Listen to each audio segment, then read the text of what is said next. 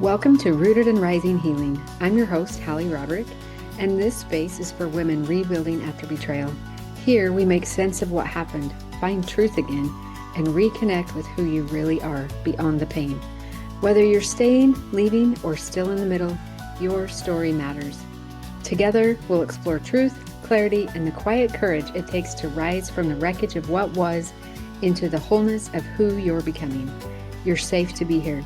In the messy middle, in the rebuilding, and in the rising. Let's begin.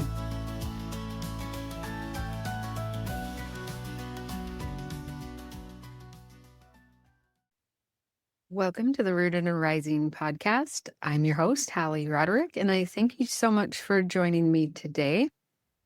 Today, we are going to talk about triggers, and I kind of hate the word triggers, so you might hear me use the word activation instead of triggers, but triggers is what everybody kind of seems to know what I'm talking about. But these are the emotional landmines that happen in your head. And sometimes it feels like you're being blindsided. And I want you to just know that having triggers or things that activate you after betrayal is very normal. A lot of times when we're activated by something, it can bring up a lot of shame, something that sounds like I should be over this by now. And I want you to know that you're not alone if you're experiencing triggers. And as many women as I've worked with, I've never met a woman who wants to stay in the triggers.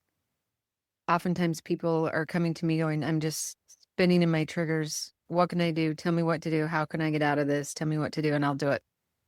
And so it can be a really challenging situation to be in a place where the triggers seem to be overtaking our life or impacting our life in a lot of ways.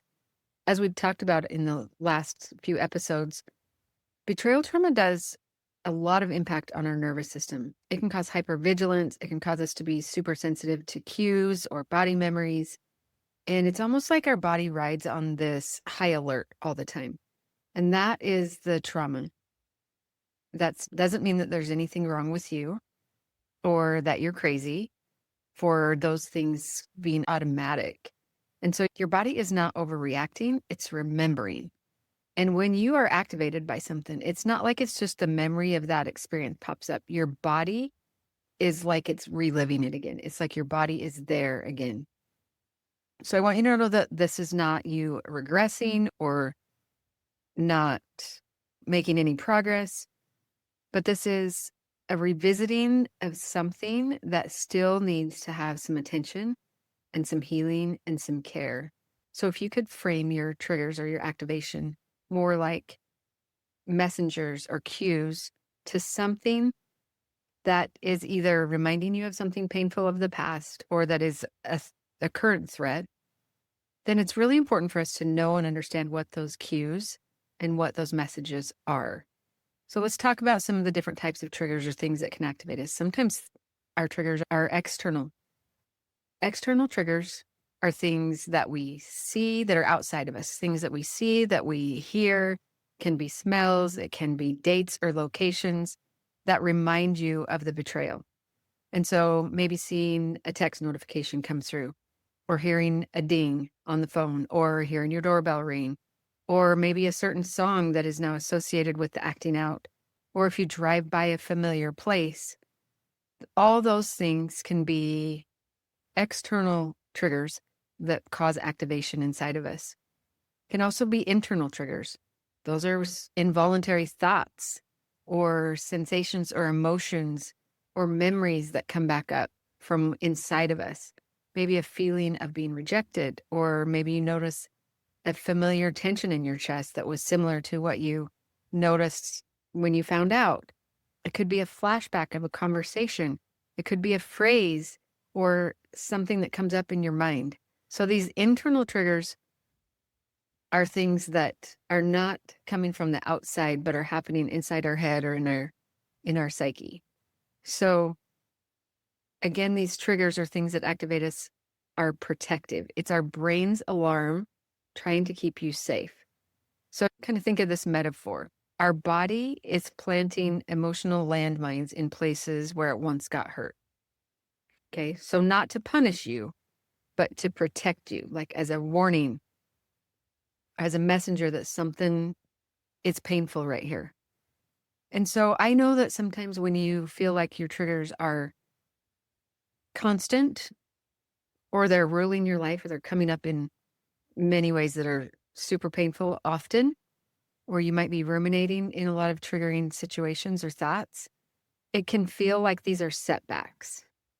And so this is where that shame can be triggered of, oh my gosh, I thought I was past this, or what is wrong with me? Why does this still keep coming up?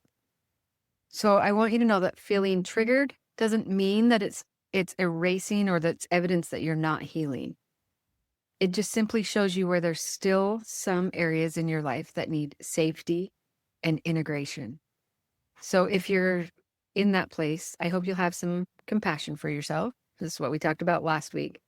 And just remind yourself that healing isn't linear, that progress often looks like an upward spiral or moving in an upward trajectory. But sometimes we revisit similar pain points. And each time that we do, we're coming back to it with more wisdom and hopefully more regulation skills or more information about what we need to keep moving on our path forward. So triggers are not signs of failure. They're actually an invitation for you to heal, to move toward whatever's the activation and the pain around it and make room for it, allow it to be there. And instead of shaming it or pushing it away or pretending that it isn't there, we actually move toward it. We become friends with it. We ask our body what it is that it's trying to tell us. So acknowledging that what's happening is actually present. I would like to walk you through what some healthy dialogue in your brain can sound like when you're triggered, rather than go to that place of, oh my gosh, there's that trigger, I want it to go away, pushing it away, or totally ignoring it, like that's too much, I'm going to go get busy or do something else around it. Noticing, making room for it. Okay. So saying, okay, I'm really feeling triggered or activated right now. That must mean that my body's reacting to something that feels unsafe. And then when you can do that, it's almost like we're speaking to the amygdala in our brain, the activation in our brain that's saying, am I safe? Am I safe? Am I safe? And helping it move back into your prefrontal cortex where the regulation can happen and bring you back into awareness. You're acknowledging it. If we don't acknowledge it, I think I might have mentioned this in one of my earlier episodes, but it's like a relentless toddler that wants you to listen to it. It's like, Mom, I'm hurting. Mom, I'm hurting. Mom, I'm hurting. Mom, I'm hurting. And even though our emotions aren't children, it's like it's saying, hey, I'm hurting here. Hey, I'm trying to tell you something. Hey, are you listening? Are you listening? And if we keep, like with a toddler, if we keep trying to push it away, it doesn't usually go away. It usually gets bigger and louder until we put down whatever it is we're doing and we give it the attention and the care that it needs. And our triggers and our emotions are similar things. So a couple of things to do when you notice that you're being triggered or you're activated by something is do something to get yourself grounded. That can be as simple as putting your feet on the floor and noticing the sensation of the feet on the floor, or connecting to your breath, starting to focus on the inhale and the exhale of your breath, whether you're focusing on your nose as the air is coming in and out, or the rise and fall of your chest, or the rise and fall of your belly, but just connecting with your breath. It can be that noticing 5 things. I think I walked you through that in one of my first episodes. Noticing the 5 things that you can see and that take 5 exercise. It can be putting your hand over your heart. It can be doing some deep inhales. So you lengthen the inhale and lengthen the exhale in order to bring yourself back into your body and reorient into this space wherever you are. And reminding yourself that I'm safe in this moment. I'm safe right here, right now in this moment. And then as we do that, we have acknowledged it. We've named that we're feeling activated, that our body is giving us a message of some sort. We've brought ourselves into this present moment, reconnected with our body. And then we return to this present moment, to something that we value, and take one small step. So this might mean stepping away for a moment I like to sometimes step outside and take a big breath of fresh air and sun on my face if it's out there, and changing my environment for a moment to break out of the rumination or the trigger that's happening so that I can look at it from my logical value-based brain. It might mean writing down whatever's coming up for you. So pull out a tablet or a journal. It might mean taking a moment to pray if you have a higher power. It might mean reaching out, sending a text or a phone call to a safe person and saying, hey, can you talk me through this trigger right now? I'm really activated right now and I need somebody to connect with. So healing happens when you can return to yourself in a safe way, even after being hijacked, even if it's just for a moment. So think about some common things that trigger you. Everybody's going to have different things that trigger you because all of our stories and our experiences and the way we see the world is all going to be different.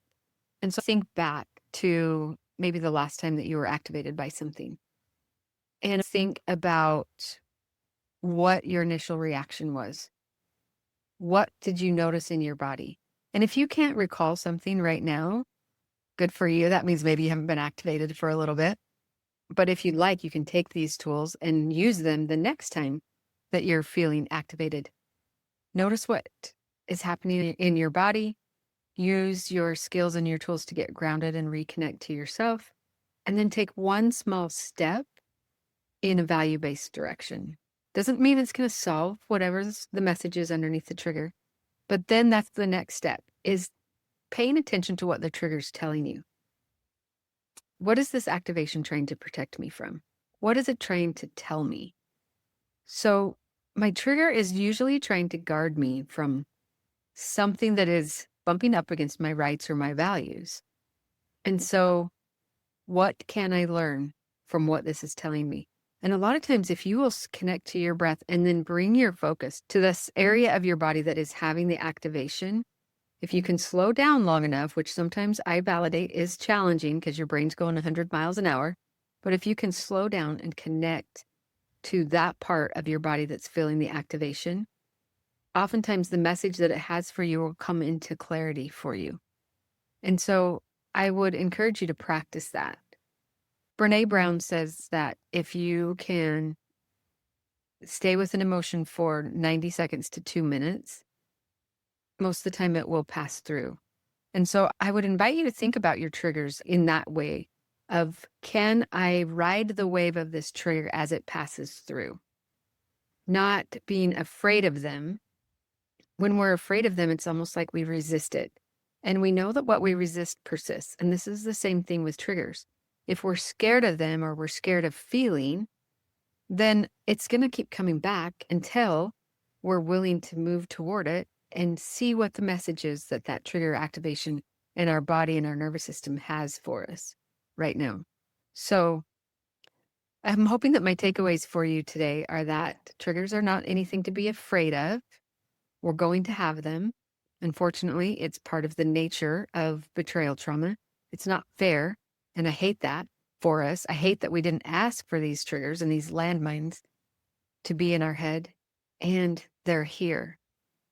And we want to do the work that we have control of to move to a place where they're not controlling our world, but that we are taking a move toward our place of power and listening to them, helping us make sense of what they're trying to tell us. So remember that you're not failing if you're having activation and you're getting triggered. You're feeling. And feeling is the doorway to healing. I've heard a phrase that says, in order to heal, we have to feel and deal with whatever the activation is in order to heal. So we have to feel and deal in order to heal.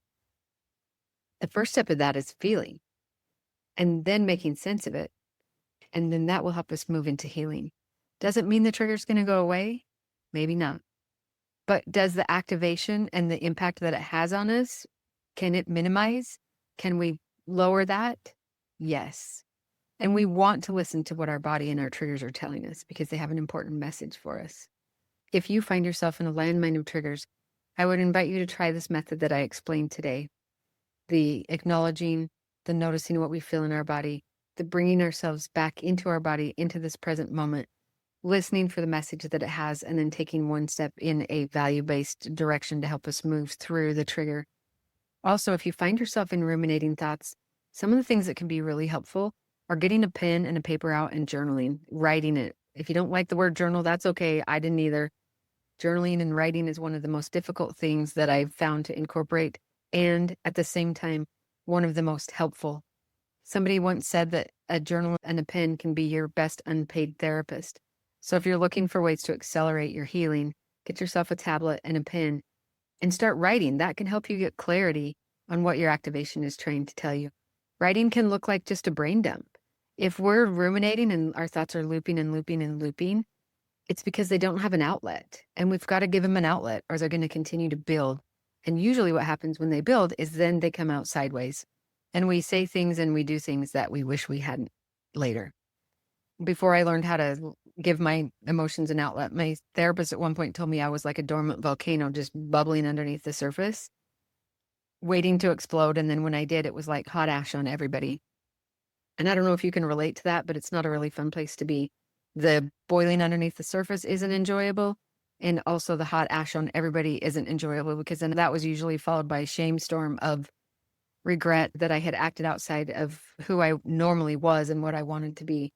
So writing out, making sense of what we have, giving it an outlet is a really important thing to do. You can also write from things like from an observer. So like you're looking at it from the outside, even like, okay, she keeps replaying that same conversation, hoping to find where she went wrong, or she's afraid it means that she's unworthy, or that she's afraid she's going to figure out that she's unworthy. And if you can do that gentle reframe from like a 30,000 foot view, sometimes it can help you have some compassion for the things that you're being activated about. And if that feels like too much, just start with one short journaling prompt, writing prompt. What do I actually know versus what am I imagining? I call this a reality check. What am I actually seeing with my eyes rather than the story that's being created in my head? Does the story that's being created in my head actually line up with what I'm seeing with my eyes? And is this thought helping me feel safe, or is it causing me to feel stuck? If my body could speak right now, what does it need me to know? And so there's just a couple of prompts that you might consider using if you're just getting used to or just starting out in the journaling and giving your activation an outlet. But I hope that this episode is helpful for you. We're going to probably talk more and more about tools and things that we can use to work through our activation when it comes up, because this is a common thing. What I will tell you too, that is over time, I know in the early phases of healing, it can feel like your life is going to always be consumed by triggers. And the more that you take control of what you have control of and developing some of these healthy coping mechanisms and skills and tools, what happens is the triggers maybe don't go fully away, but the number of triggers that you're having starts to become less, and the intensity of the triggers comes down, and the length that the trigger stays is shortened. And so it's like when in the beginning, you're in this up and down roller coaster constantly. And what happens is the roller coaster kind of starts to smooth out. And I also just want to say that I validate the unfairness of that. Like, we didn't ask to be in this place where we had to do such difficult mental gymnastics to stay in a good place. And so it's hard. And I know you didn't ask for this and you didn't deserve it. And we can't wait for somebody else to do the work to heal us, because that's not, unfortunately, not the way that this works. Even though it's not our fault that you're in this situation, it is your responsibility to do the work for healing. And I think of these internal tools as like going to the gym for my brain. I have found that exercising and moving my body every day is a helpful thing for my self-care and for my healing journey. And I also have found out that doing some of this mental and psychological work is also critical for my mental and emotional well-being. So if that helps you to think about, I'm going to the gym for my brain as I'm practicing these different tools, then take that concept and adopt it as your own. I'm going to the gym for my brain. And if you can, start to incorporate this writing every day, even if it's just starting out by getting to be familiar with your emotions. I don't know about you, but I didn't really have a lot of emotional awareness before I started down this healing journey. And then I had so many big emotions that the only ones I could tell you was I was angry and I was sad, basically. And I didn't know what was underneath them. And so one of my favorite things is an emotion wheel. Just pull out an emotion wheel and start to look underneath. If you can identify with anger, okay, underneath anger is because I feel humiliated. And I feel humiliated because of this. I feel let down because of this. Under sad is lonely. I feel lonely because of this. And start to just make sense of your emotions. There is an app if you like the digital version. It's called How We Feel. You might hear me talk about it a lot because I recommend it a lot. It's free. It'll send you reminders if you need to start practicing getting aware of what your emotions are trying to tell you. Scroll down to the bottom. There's a place for you to identify where you're feeling it in your body so you can start making that mind-body connection. And just start doing this work. I told a client earlier today that these things might sound like small things that don't actually feel like they're going to help you. And I get you. Like, I get you, girl, if that's where you're at, because when my professionals early on were trying to tell me that I needed to journal and I needed to do all these little things, I was like, that is not what I need. And that is not going to help me. What I need is for this to change and for this to happen and for this and this. But I didn't really want to accept the fact that I had to dig in and do this work of journaling and figuring out my emotions and doing all this difficult work. And then I finally gave in and I started doing it. And I realized how much of an impact it made for my own well-being, emotionally, spiritually, psychologically, and I would even say physically, because our emotions are physical, right? There's a physical connection, as a nervous system connection to our emotions. And so if it's frustrating to you or you don't like it, I get it. And I would just encourage you to give yourself permission to try it for a few weeks. Just like I was talking about with the mindfulness of 8 weeks of attempting to do those mindfulness exercises can really start to make a difference. So can these types of tools. And practicing them when you're not in a huge activating state can help you when the big activation does come. So again, just want to leave you with hope that the triggers don't come and stay forever. They get fewer and farther in between. You can work through them faster. And the intensity of them will minimize as we start to do our work. So I hope this has been helpful for you. I hope you can start practicing some of these tools. And thank you so much for being here. If you know somebody else that would enjoy the show, please share it with them. And I hope to see you next week. Thank you for being here with me inside Rooted and Rising Healing. Remember, healing isn't a destination. It's a returning to your truth, to your voice, to the woman you were always meant to be. You have the power to rise at your own pace, in your own way. And when it feels hard, just come back to your breath and remind yourself, still I rise. If this episode spoke to you, I'd love if you shared it with another sister on the journey. And until next time, stay rooted, stay rising. You've got this.